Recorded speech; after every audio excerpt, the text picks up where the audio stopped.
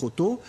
Mais je pense et puis surtout, c'est des idées de complot, quoi. On nous cache ceci, on nous fait, voilà, où il y a quelqu'un dans un bureau qui a des manettes, qui fait du mal. Mais beaucoup de gens pensent ça. Vous regardez aux États-Unis, au Congrès américain, les gars qui étaient sans masque parce qu'ils disent que c'est pas vrai, que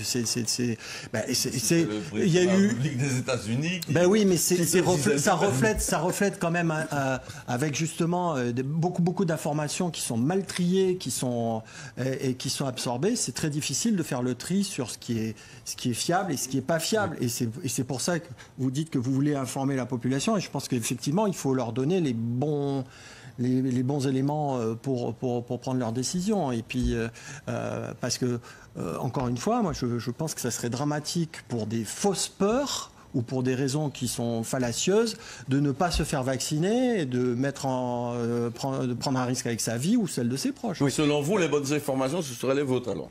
Pas les miennes. Ah ben, si je vous écoute. La science progresse avec des journaux. Dans les lectures que j'ai pu avoir, j'ai eu un professeur américain, j'ai lu un professeur de médecine infectiologie qui a écrit un certain nombre de choses.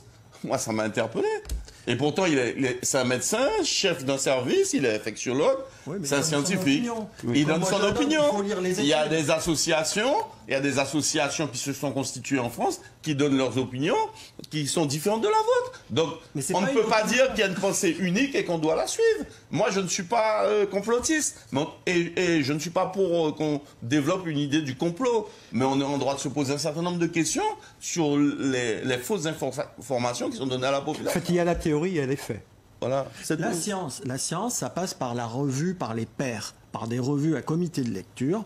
Et les professeurs, aussi grands soient-ils, quand ils donnent des opinions, ce n'est qu'une opinion.